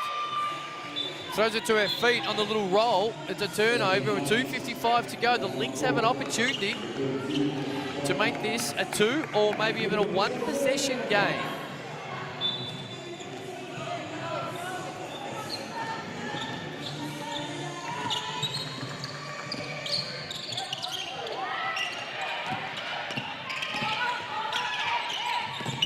Ebsbury got 19. Garvin wide open for 3. That lead is cut in half. Garvin's got 22. 2:39 to go. Now we've got a ball game as the Perth Lynx have refused to go away. The Flames have led from the opening tip, but Tracy Browning, this ball movement has now made it a 1 possession game inside 3 minutes. And that was very smart there by Ebsbury, who's double teamed. Got the ball off, made that extra pass. Steindl with a good look. Her first assist of the night. And Darcy Garvin's wonderful season continues. She's up to 22. Yeah, we were talking the other day about how important Darcy Garvin is to this team, and obviously, you know, it's such a young side, but she's having a fantastic season so far, and it's going to be interesting to see when the Olympic selections come up. And we know she's a definite chance. I wouldn't like to have Sandy Brondello's job right now. She's got so much talent to choose from, and then with the young kids coming through as well, like it's a good problem to have. It is. I've always said in sport and basketball, the best problem to have is a lot of talent. Yeah, you just work it out at the end somehow. We're a little bit in the Sydney Flames huddle there as the Perth Lynx come flying. They got the momentum. Brayden was, of course, down the other end. I'm assuming that the Perth Lynx energy on the bench is up and about right now, Brayden.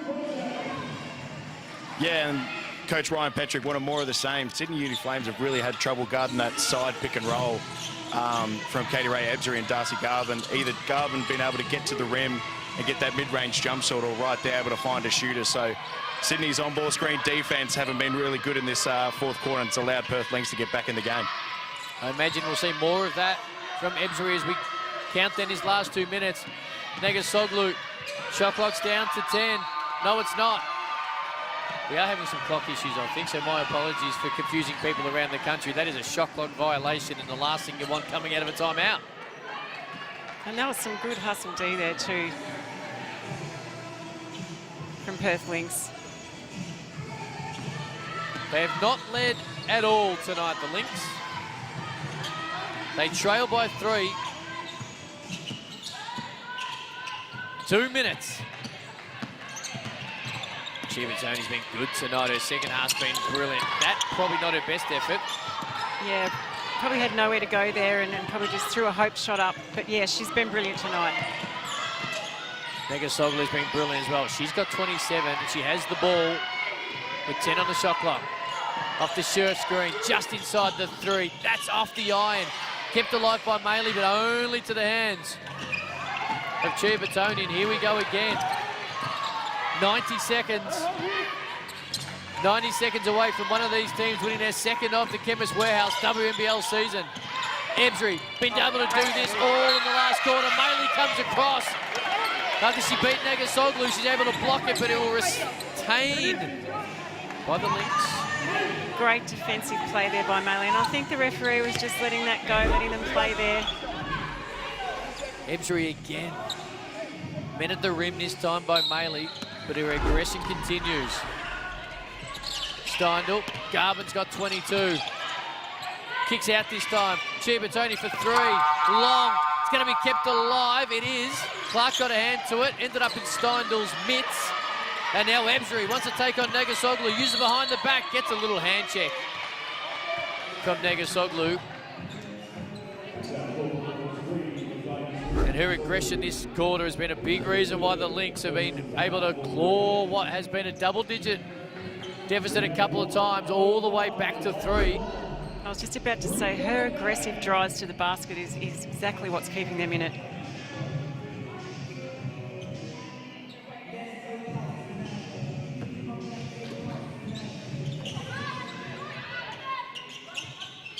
1 minute left. Garvin. Ebsbury, guarded by Bogues. Pulls the trigger. No good. Maley runs it down. That's rebound number 20. Fantastic hustle there by Maley again. It's that desperation.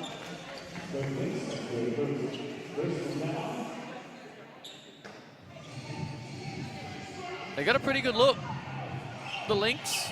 They couldn't knock it down. And every time they're threatened tonight to tie it up or take the lead, the Flames have had an answer.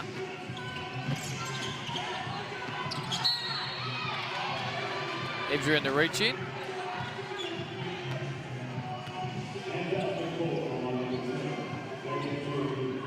Probably not a lot in that one. Negasoglu's going to go to the foul line for 2. She's had a wonderful night, 25 points. She was in early with Lauren Mansfield to the bench in the first 2 and a little bit minutes, and she's taken the opportunity with both hands. And as a coach, wouldn't you just love that? One of your young bench players comes out, takes the opportunity, and just goes for it, makes it happen. 3 of 3 from the foul line on the night. She's got 27. That lead is 5. 47 seconds to go. The Lynx need to get to work now.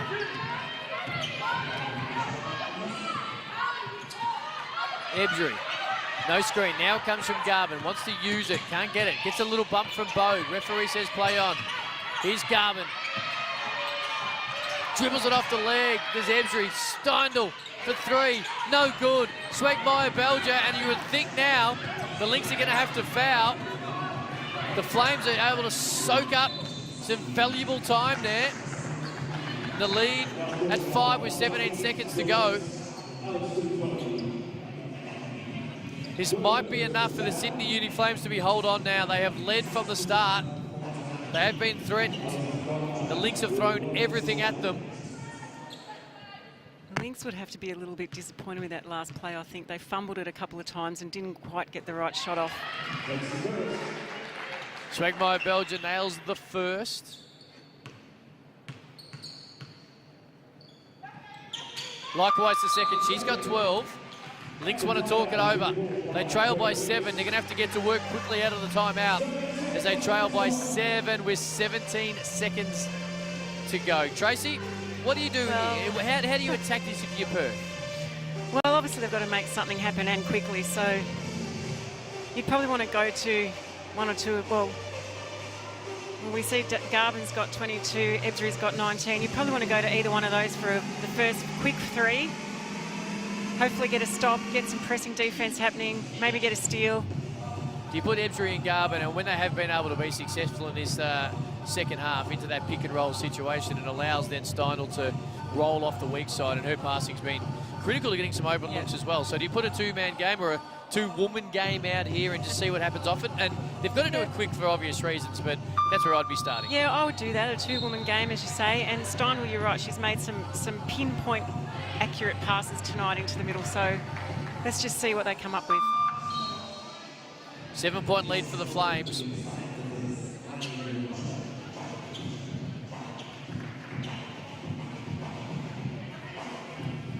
It's been a great game Monday night, Cairns Pop-Up Arena, the old Bunnings. It was the Caps comfortably in the grand final rematch earlier tonight, if you did miss it, over the Flyers.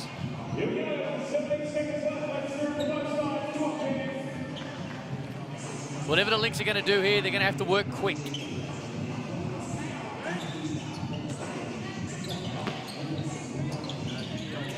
Looking. Going to go into the post to Garvin, and in the end it's a turnover, and that will do it now. As I think Perth won't foul, and Lauren Mansfield will just slowly dribble away the seconds off the clock. That is a big win for the Sydney Uni Flames. From opening tip to the final buzzer, they led by double digits on numerous occasions, and they win by 7 points. 74-67, and now take their record to 2-4 in season 2020 in the Chemist Warehouse WNBL season. Tracy Browning, what'd you make of that? Well, look, I'm really loving the way Sydney approached that game. They came out after last week and obviously they'd been talking it over and said we need to be a lot more aggressive. I think they might have fixed up their little sort of problem they had and missing a lot of easy shots under the bucket. Their shooting percentage was a lot better tonight. And of course, Nagasoglu's game, like that is just amazing. So happy for her to have a breakout game like this. Schwagmeyer had 12 points. Lauren Scherf again was great with 12 points. And I think Sydney did everything that Katrina Hibbert asked them to do. She told them to get it done, to run the offence properly, crash the boards, and you can't ask for any more than that. Big thing is too, and as you mentioned on Katrina Hibbert there, every time they had a timeout, every time that she was trying desperately to conjure back up that confidence or the momentum or the aggressiveness they started the game with, they were able to respond. And that's a sign of a team learning.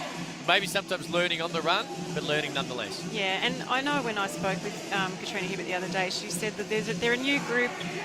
There's quite a few new players in the group, and that takes time to gel. And, you know, over the course of a short season like this, anything can happen. And maybe now they're starting to hit their straps, and we'll see them get a few more W's on the board. And more confidence. Annalee Maley continues to do that each and every game we see. Yep. We see Nagasoglu, who was throwing the ball early with Lauren Mansfield in some foul trouble, and she responds in the best possible way of 27. And then her and Mansfield played a lot together as well with the two-point guards who can both dribble, and obviously Nagasoglu slides so nicely over into the 2 spot when she's shooting it like that. So their ability to be able to throw some different rotations and some different fives on floor was a big reason as to why the Flames were able to get the job done. Yeah, that would make a coach very happy when you try different rotations like that and they come off. So yeah, a big congratulations to Katrina Hibbert and her Flames. Tracy, I have a rule. If you get 20 rebounds, you automatically get win or loss, but I'll say win in this particular situation, the post-game interview, and I think Brydens sticking by that rule and is joined by Annalee Maley. Brayden? Yeah, here with Flames rebounding machine, Annalee Maley. Take us through how you do it. A big double-double last game and then 20 rebounds today. How do you do it? Well, really, I just go hard every time the ball goes up, and some days I get lucky and get 20, and other days I get lucky and don't, but my mindset is just to go and compete every time, and I think that if I just keep going, eventually people are going to run out of energy and I'll just kind of rise above, I guess. And this change with Sydney, how much are you enjoying the new role, the new scenery and all that sort of stuff? Well, Sydney as a place is awesome, but this group has been really fun to play with and to grow with, really. I'm trying to step into a new role that I've never had in the WNBL before, so it is a really great experience for me, and I've got some really great surrounding parts that have really supported me in my growth at the Flames. Yeah. And Funda Nagasoglu had 27 points. Speak to us about how big her game was tonight. She is just one of the smoothest basketball players I have ever seen play out there, and she has the ability to just get hot and not miss. So for me, it makes my job easy when she's out there making all of her shots. So she was bloody awesome tonight. And how do you guys use this to go forward? Obviously, your second win of the season. How do you guys use this to go forward and get more wins on the board? Well, we've been so close quite a few times, and we've said it along the way that we look so good and we're just not getting over the line. I mean, we push teams like Flyers and like Caps and Townsville, and I think getting this win tonight really just proves to ourselves that we can get over the line like that, and we're such a talented group, so I think that this is just the start of a run that we could possibly make. No worries. Congratulations on the big game tonight. Thank you. Appreciate it. 5 points, 20 rebounds for Annalee Maley there, and she spoke about, in that little chat outside of calling Nagasoglu bloody awesome, which I agree with. I think we both do. She spoke about their ability to win a close game and to learn as well, and that's the fact. They came close to beating the Fire. It was a one-possession game late, similar with the Caps on Saturday. So to be able to come out and continue to do what they did tonight, but get the W goes a long way to well, I guess, helping their confidence and the belief in what they're doing. Yeah, and they would have learned a hell of a lot from the last few games. And look, the Flyers only managed to beat them by 15 points, and they really pushed them. So this is a young group and a new group, as I said before, and they're obviously gelling, and I'm looking forward to watching them in the back end of this season. I think they'll upset a few teams. Tony with the little short jumper we did see there, but Lauren Mansfield, who, some foul trouble early. Tony in that third quarter when we spoke about needing some energy, and she brought that in a big, big way. And this was quite a nice move. Edwards came in and gave a little bit, so there's plenty to like. And then, of course, Nagasoglu, we heard Annalee Maley say there, she's so smooth, and when she gets going, she gets in a mood where she barely misses. Well, she was in that mood tonight, and it was so fun to watch. That Ebsbury v Mansfield matchup was good as well. Darcy Garvin, another wonderful night with 22 points. But every time the Lynx challenged, this happened. Bang. Yep. Just an incredible night shooting from Nagasoglu. She would be so happy with that. She was brilliant. And that's the exact same move, but that isn't. Yep, and that confidence just to take that little step back there on the three-point line, that is huge. And, you know, she was nailing those shots. And for people at home, that it wasn't the same shot. It looked identical, but I guarantee they were at different points in the game, and they both counted for 3 points. We have a look at the stats. Field goal percentage fairly much the same. The three-pointers, 12 of 22, 55%. So obviously Nagasoglu's got a fair bit to say about that because she shot so well, but we spoke about it as well. Their ability to open an extra pass and find the open woman is a big reason. It's a lot easier to shoot open shots. Yeah, and you could see that Katrina Hibbert in those timeouts was reinforcing that point every single time, and they ended up managing to get the job done in the end. They get the job done, and that's all that matters, what they came here for as well, and they got it done. They now move to 2 and 4 and have an opportunity to start to build on this. They're learning, and the Perth Lynx will learn as well. They had a slow start, in fact, the opposite to what happened on Saturday, and then they played really well after that. So as you touched on in the call, 40 minutes of good basketball is something they're still searching for. Round 3 fixtures. I confused you on Saturday night and I confused myself all the time. The Lightning, great to see them back on floor tomorrow. They'll take on the Melbourne Boomers and what's going to be a wonderful doubleheader. The Spirit and the Fire, both from Townsville. And then Wednesday night, it's the Lynx and the Flyers. And the Spirit go back-to-back, as do the Lightning. So a big couple of days for the Adelaide Lightning and the Bendigo Spirit as well. And there's the Caps. What a big win it was tonight. And the Perth Lynx, it doesn't get any easier as they continue to work their way through this season. They'll take on the Caps at the Snag Pit on Thursday. Yes, well, I'm looking forward to the rest of round 3. There's some pretty good games coming up there. I'm looking forward to the Boomers game. So, and as we've said so many times, so many things can happen in a season like this. You know, injuries, short recovery time. Anybody can beat anyone on any given day. A perfect example of this, I thought last Thursday night when the Flyers beat the Fire by 12 or 15 points, we just thought, here we go. The Flyers had a little hiccup against the Boomers. They're going to start to really roll. They were good on Saturday and they were totally outclassed and outworked today by the Caps, who continue to get better every game as well. So any season, doesn't matter how long the season is, if it's a short one like we're forced upon us here in the 2020 year we are in, or it's an 82-game season in the NBA, to go ups and downs, it happens, and it's exciting, and it's exactly what this is. Absolutely, it's exciting, and how lucky are we to get to watch games every other day. It's just fantastic, and for those people that are tuning into the WNBL for the first time, this is a smorgasbord of absolutely wonderful athletes, and yeah, it's just incredible. WNBL.basketball, jump on, check out all the fixtures, all the news, and as well, you can jump on and check the socials at WNBL, Facebook, Instagram, Twitter, Twitch, wherever you want. That's what it's done. Tracy, thank you. Thank you, Cam. It has been a wonderful night. It was in the early game, the Caps easily over the Flyers, and in the game we've just seen, the Flames go to 2 and 4 by downing the Lynx, who go to 1 and 5. Have a wonderful rest of your Monday night. We'll speak to you for a doubleheader tomorrow.